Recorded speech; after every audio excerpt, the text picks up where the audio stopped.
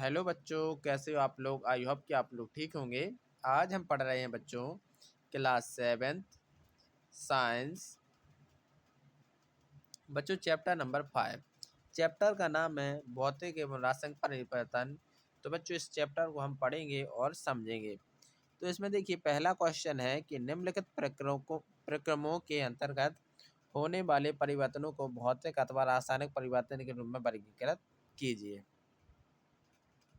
तो पहला क्वेश्चन है इसमें कि जो प्रकाश संश्लेषण है वो कौन सा परिवर्तन है। तो बच्चों जो प्रकाश संश्लेषण है वो एक रासायनिक परिवर्तन है। क्या है बच्चों? रासायनिक परिवर्तन। दूसरा है कि जल में शक्कर को घोलना कौन सा परिवर्तन है। तो बच्चों जल में शक्कर को घोलना भौतिक परिवर्तन हमारा कहलाता है। तीसरा क्वेश्चन है गा कि कोयले को जलाना कौन सा परिवर्तन है। तो बच्चों कोयले को जलाना हमारा रासायनिक परिवर्तन कहलाता है। कौन सा बच्चों? रासायनिक। यानी कि बच्चों जो वह क्रिया जो वापस उसी रूप में आ जाती है, यानी कि बच्चों जैसे मोमबत्ती को जलाते हैं तो मोम पिघलकर फिर से मोम बन जाती है। तो जो अपनी वापस स्थिति में आ जाती है तो वो हमारी भौतिक परिवर्तन कहलाता है। जो अपनी वापस स्थिति में सेम टू सेम उसी अवस्था में नहीं आती है तो वो हमारी रासायनिक परिवर्तन कहलाता है। अब देखिए बच्चों जो मोम है, मोम का पिघलना कौन सी क्रिया कहलाता है। तो मोम की का पिघलना एक भौतिक परिवर्तन हमारा कहलाता है। क्योंकि बच्चों मोम जो पिघल जाती है, पिघल कर फिर से मोम बन जाती है और इसको हम फिर से यूज कर सकते हैं। ऐसी चीज़ें जिनको हम दोबारा यूज कर सकते हैं वो हमारी भौतिक परिवर्तन कहलाती हैं। और जिनको यूज करने के बाद दोबारा यूज नहीं कर सकते तो वो रासायनिक परिवर्तन हमारी कहलाती हैं। अब इसके बाद चा है। देखिए चा क्वेश्चन है कि जो एल्युमिनियम के टुकड़े को पीट कर उसका पतला पत्र बनाना वो कौन सा परिवर्तन कहलाता है। तो बच्चों वो हमारा भौतिक परिवर्तन हमारा कहलाता है। भोजन का पाचन कौन सा परिवर्तन है। तो भोजन का पाचन हमारा रासायनिक परिवर्तन है। इसके बाद हम आते हैं क्वेश्चन पर। तो क्वेश्चन नंबर 2 है कि बताइए कि निम्नलिखित कथन सत्य हैं या असत्य हैं। तो हमें बच्चों को बताना है। तो पहला कथन है कि लकड़ी के लट्ठे को टुकड़ों में काटना एक रासायनिक परिवर्तन है। तो बच्चों हमारा आंसर होगा असत्य। क्योंकि देखिए लकड़ी के लट्ठे को टुकड़ों में काटना एक भौतिक परिवर्तन हमारा कहलाता है। अब इसके बाद बच्चों दूसरा क्वेश्चन खा है। दूसरा सत्य सत्य है कि पत्तियों से खाद का बनना एक भौतिक परिवर्तन है। तो बच्चों असत्य है। तो बच्चों पत्तियों से खाद का बनना एक रासायनिक परिवर्तन हमारा कहलाता है। का क्वेश्चन है कि जस्ट जिंक लेपित लोहे के पाइपों से आसानी से जंग नहीं लगती।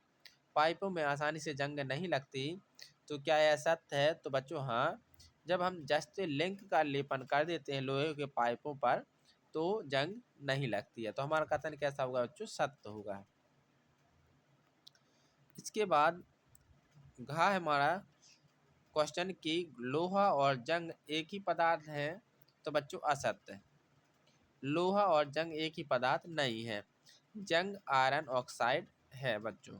जंग क्या है? Iron oxide. अब अच्छा क्वेश्चन है कि भाप का संघनन रासायनिक परिवर्तन नहीं है। तो बच्चों हमारा कैसा होगा बच्चों? सत्य होगा।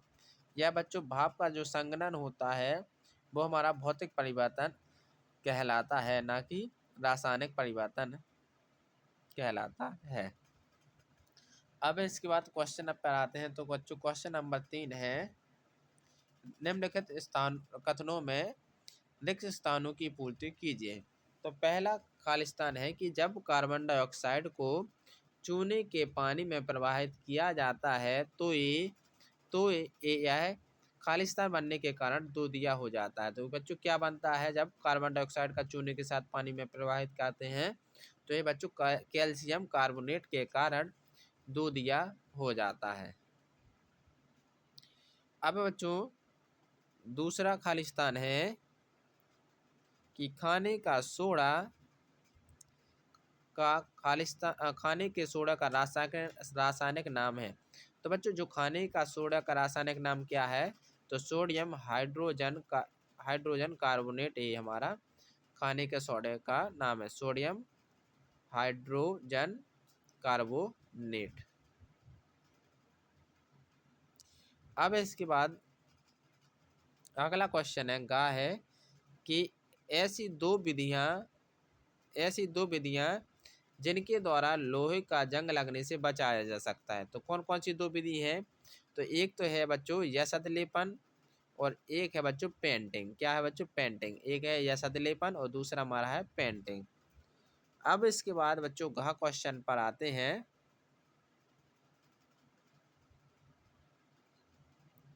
कि ऐसे परिवर्तन भौतिक परिवर्तन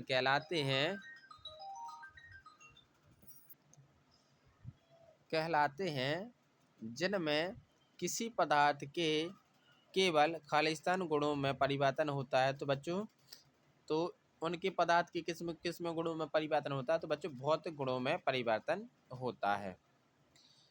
अब इसके बाद बच्चों चार क्वेश्चन है कि ऐसे परिवर्तन जिनमें नए पदार्थ बनते हैं तो कौन सा परिवर्तन कहलाते हैं? तो बच्चों वो हमारे रासायनिक परिवर्तन कहलाते हैं। ऐसे पदार्थ जिनमें नए पदार्थ बनते हैं रासायनिक परिवर्तन कहलाते हैं। इसके बाद बच्चों हमारा आता है क्वेश्चन नंबर 4। क्वेश्चन नंबर 4 है कि जब नींबू के रस में खाने का सोडा मिलाया जाता है तो बुलबुले बनते हैं और गैस निकलती है। यह किस प्रकार का परिवर्तन है, समझाइए। तो बच्चों जब यह गैस कौन सी कहलाती है? कार्बन डाइऑक्साइड कहलाती है। यह रासायनिक परिवर्तन है। नींबू के रस में मौजूद सिट्रिक अम्ल सोडियम हाइड्रोजन कार्बोनेट से मिलता है तो कार्बन डाइऑक्साइड गैस उत्पन्न होती है बच्चों। इसके बाद हमारा आता है क्वेश्चन नंबर 5। क्वेश्चन नंबर 5 में है कि जब कोई मोमबत्ती जलती है तो भौतिक और रासायनिक परिवर्तन दोनों होते हैं। तो इन परिवर्तनों की पहचान कीजिए। ऐसे ही किसी ज्ञात परिक्रम का एक और उदाहरण दीजिए जिसमें भौतिक और रासायनिक परिवर्तन दोनों होते हैं। तो बच्चों जब मोमबत्ती हमारी जलती है तो मोम का पिघलना एक भौतिक परिवर्तन कहलाता है। और बच्चों जो मोम का जो ज्वलन होता है वो रासायनिक परिवर्तन कहलाता है। खाद्य पदार्थ का सेवन बच्चों एक ऐसा ही उदाहरण है जिसमें भौतिक और रासायनिक परिवर्तन होते हैं। इसमें देखिए बड़े टुकड़ों का छोटे टुकड़ों में टूटना भौतिक परिवर्तन कहलाता है। और बच्चों जो खाद्य पदार्थ का पाचन होता है वो एक रासायनिक परिवर्तन हमारा कहलाता है। अब आते हैं बच्चों क्वेश्चन नंबर 6 पर। क्वेश्चन नंबर 6 है कि आप यह कैसे दिखाएंगे कि दही का जमना रासायनिक परिवर्तन है। तो देखिए जमी हुई दही से दूध प्राप्त नहीं किया जा सकता। दूध और दही के गुण अलग अलग हैं। यह गुण रासायनिक परिवर्तन दर्शाते हैं, इसलिए दही का जमना एक रासायनिक परिवर्तन कहलाता है। अब है बच्चों क्वेश्चन नंबर 7। क्वेश्चन नंबर 7 है कि समझाइए कि लकड़ी के जलने और उसे छोटे टुकड़ों में काटने को दो भिन्न भिन्न प्रकार के परिवर्तन क्यों माना जाता है। तो देखिए यहाँ पर लकड़ी जब जलती है तब कोयला उत्पन्न होता है, तो यह एक रासायनिक परिवर्तन है क्योंकि कोयले से हम लकड़ी उत्पन्न नहीं कर सकते। परंतु लकड़ी को जब हम छोटे छोटे टुकड़ों में काटते हैं तब केवल उसकी आकृति ही बदलती है, कोई नई वस्तु उत्पन्न नहीं होती, इसलिए यह एक भौतिक परिवर्तन कहलाती है बच्चों। क्वेश्चन नंबर 8 है कि कॉपर सल्फेट क्रिस्टल कैसे बनाते हैं, इसका वर्णन कीजिए। तो बच्चों किसी बीकर में लगभग 1 कप जल लीजिए, उसमें तनु सल्फ्यूरिक अम्ल की कुछ बूंदें मिलाइए, जल को गर्म कीजिए, तब जब जल उबलना आरंभ कर दे तो इसमें धीरे धीरे कॉपर सल्फेट का चूर्ण निरंतर चलाते हुए मिलाएं।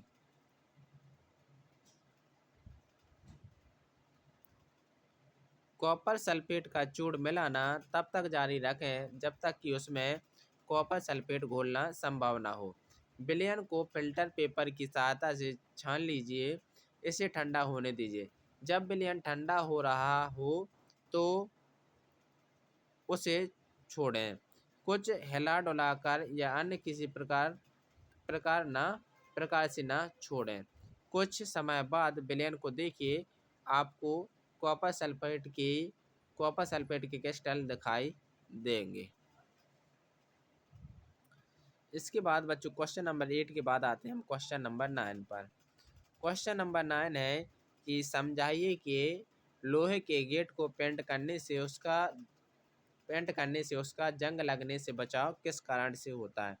तो बच्चों, पेंट की परत लोहे की वस्तुओं पर मौजूद हो तो हम उन्हें ऑक्सीजन और जल अथवा दोनों के सीधे संपर्क से बचाकर जंग की रोकथाम कर सकते हैं बच्चों। इसके बाद क्वेश्चन नंबर 10 पर आते हैं। इसमें है कि समझाइए कि रेगिस्तानी क्षेत्रों की अपेक्षा समुद्र तटीय क्षेत्रों में लोहे की वस्तुओं में जंग अधिक क्यों लगती है। तो देखिए, लोहे में जंग ऑक्सीजन अथवा नमी की मौजूदगी में लगता है, क्योंकि समुद्र तटीय क्षेत्रों में नमी की मात्रा बहुत ज़्यादा होती है, इसलिए यहाँ लोहे की वस्तु में जंग अधिक लगती है। रेगिस्तानी क्षेत्रों में नमी बहुत कम पाई जाती है, इसलिए वहाँ पर जंग कम लगती है बच्चों। अब इसके बाद क्वेश्चन नंबर 11 है, हम रसोई में जिस गैस का उपयोग करते हैं द्रवित पेट्रोलियम गैस एलपीजी कहलाती है। सिलेंडर में एलपीजी द्रव के रूप में होती है। सिलेंडर से बाहर आते ही यह गैस में परिवर्तित हो जाती है। तो बच्चों, परिवर्तन ए। फिर यही गैस चलती है। परिवर्तन बी।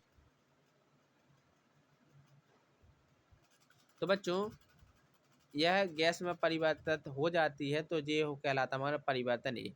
क्योंकि ये बच्चों किस में हो जाती है बच्चों, द्रव से गैस में परिवर्तित हो जाती है तो ये परिवर्तन ए हो गया।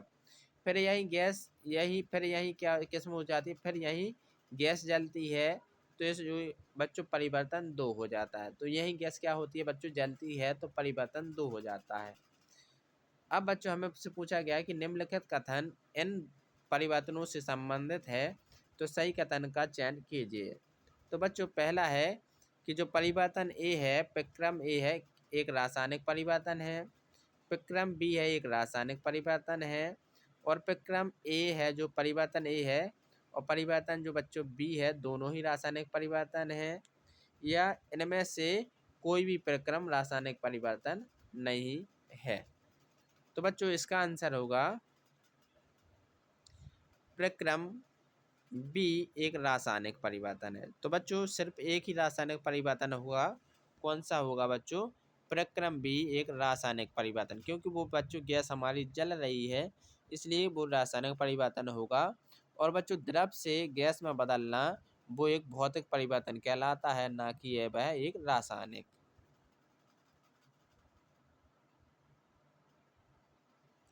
इसके बाद हमसे पूछा गया है बच्चों, क्वेश्चन नंबर 12 है कि आवासीय अब अवायवीय जीवाणु जैविक अपशिष्ट पदार्थों को अपघटित कर जैव गैस बायोगैस बनाते हैं। यानी क्या करते हैं बच्चों, जो जीवाणु होते हैं वो अपशिष्ट पदार्थों को अपघटित करके बायोगैस बनाते हैं। तो बच्चों, एक तो हो गया, क्या हो गया बच्चों, परिवर्तन यही। फिर जैव गैस के ईंधन के रूप में जलाई जाती है तो हो गया बच्चों परिवर्तन बी। तो निम्नलिखित कथन इन परिवर्तनों से संबंधित है, तो सही कथन हमें चुनना है। तो बच्चों, प्रक्रम ए है कि यह एक जो हम क्या जो जीवाणु होते हैं वो जैविक अपशिष्ट पदार्थों से अपघटित कर जैव बायोगैस बनाते हैं, रासायनिक परिवर्तन है। दूसरा है कि जो ईंधन के रूप में हम उस गैस को जलाते हैं वो एक रासायनिक परिवर्तन है। क्या ये दोनों ही रासायनिक परिवर्तन है? क्या इनमें से कोई भी रासायनिक परिवर्तन नहीं है? तो बच्चों हमारा ऑप्शन होगा गा क्वेश्चन ऑप्शन हमारा सही होगा, क्योंकि जो प्रक्रम ए और बी हैं वो दोनों ही एक रासायनिक परिवर्तन हैं बच्चों। तो आई होप बच्चों आपको ये वीडियो अच्छी लगी होगी, तो प्लीज़ लाइक एंड सब्सक्राइब करना ना भूलें। Thank you.